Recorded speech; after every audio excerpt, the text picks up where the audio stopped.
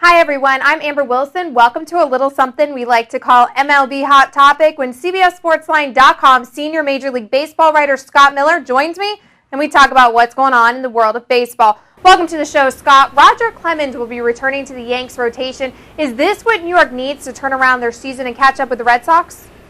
Amber, I think what the Yankees need to turn their season around, they'd be better served if they got a 24-year-old Roger Clemens, or perhaps a 30-year-old Roger Clemens. A 44-year-old model, he's going to help, there's no question. He's Roger Clemens, but eventually age catches up with everyone. Now, the Yankees' pitching is so messed up. They started 10 different guys in their first 30 games. Now, Clemens is going to come in when he arrives, and he's going to help stabilize things, and I think he's going to help the Yankees. I don't know that he's a one-man answer, though, because among other things, as I say, he's older, plus you've also got the fact that he's going back to the American League.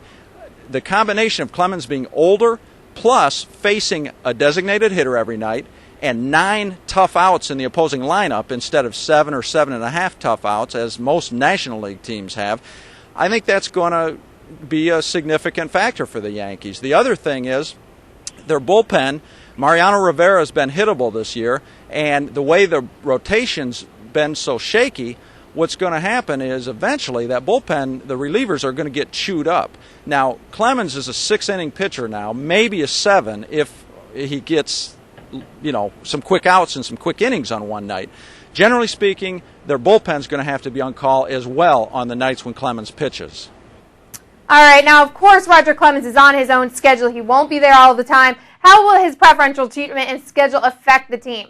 I think the preferential treatment that the Yankees will accord to Clemens, allowing him to come and go at his will when he's not pitching, I don't think that'll be quite the issue some think it will be because, among other things, the past couple of weeks up until Clemens' signing, Derek Jeter has been after him, pestering him nonstop. Roger, we need you. Rocket, come on, we're desperate. Andy Pettitte is a good friend of his. These guys are a couple of guys that set the tone in the Yankee clubhouse. We're not talking about utility infielders going out and recruiting Clemens, and then he takes off and comes and goes as he pleases. I think Jeter and Pettitte, as a couple of guys that set the tone, are the fact that it's okay with them that Clemens comes and goes. I think it'll be okay with everybody else. Plus, the Yankees aren't stupid. They know they're desperate. They got to take starting pitching however they can get it. That said, I don't think it's a great trend to start here. I think very few guys ever will be accorded the possibility of coming and going. Nobody up until Clemens has had this kind of freedom until Houston gave it to him. I don't think it's a great precedent, and I don't think many other players could pull it off. Okay, and the Yankees followed the Cardinals' suit by banning alcohol in the clubhouse after the death of Josh Hancock. Is this a trend that we're going to continue to see throughout Major League Baseball?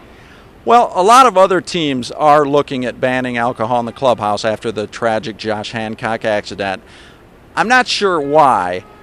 Because a couple of things. Liability is the main issue. Let's not kid ourselves here. Teams are worried about liability. But when I say I'm not sure why they're looking at banning beer in the clubhouse, among other things, Josh Hancock was found with some marijuana in his truck at the time of the crash. Well, the Cardinals certainly didn't provide marijuana in the clubhouse. There are all kinds of things that happen late at night after the ball game that clubs cannot control. Players have to be smart, especially young players. They have to be well schooled. I know clubs are proactive during the spring in talking with their players. Let's be smart. Let's make smart decisions. As far as alcohol in the clubhouse, granted, it's a different thing because I'm going to guess alcohol is not provided at your workplace, wherever you work. I know it's not here at CBS Sportsline. That said, baseball's a different animal, and you can say drinking has been going on for years and years and years, but the one thing is, players, unlike old-timers, don't stay in the clubhouse very long after games today.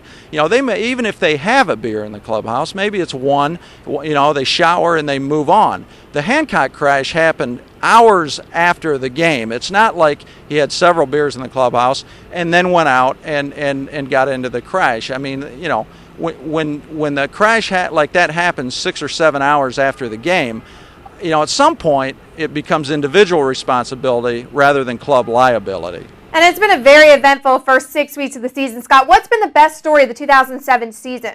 Well, Amber, there are a lot of good stories developing in 2007 as we head toward mid-May. But one of my favorite right now, I don't see how you can look past the Milwaukee Brewers. They just wrapped up a 9-1 homestand, so many years in the basement, and they really look like this could be the year. They have the best record in baseball, and when could you ever put that phrase together with the phrase Milwaukee Brewers? Prince Fielder has just been outstanding. Ricky Weeks, J.J. Hardy, they have a lot of good young players. I really like the signing of Jeff Suppan, the veteran starter over the winter. I think I thought at the time he was really going to stabilize this young rotation, and he's done that so far. Ben Sheets is healthy. That's another key thing. And also, one thing that's overlooked, but not by opponents, I can promise you that, is the Brewers have a really good back end of the bullpen. Francisco Cordero, another Doug Melvin special. Melvin, the general manager, acquired him from Texas over the winter. Cordero leads the majors in saves, and Derek Turnbow, the former Brewers closer, has developed into a terrific setup man. One scout told me he thought they had a surplus this spring and that they'd trade Derek Turnbow. Well, what happened is Turnbow had an outstanding spring. The Brewers couldn't trade him because he was pitching too well, and now they've got a really good bullpen. Brewers are really good, really young, and it's going to be a lot of fun. And now they do enter a tough stretch of their schedule right now. They go to, after wrapping up the 10-game homestand, the 9-1 homestand, they have to go play 13 of their next 16 on the road. They go play the Mets, they go play Philadelphia, they go out west to play the Los Angeles Dodgers and San Diego. So the schedule is going to tighten up on them in May, but I think they've got the talent to do it, and it's going to be a lot of fun to see what the Brewers do this year. All right, thanks, Scott. We'll see you next week, and that'll do it for MLB Hot Topic. I'm Amber Wilson.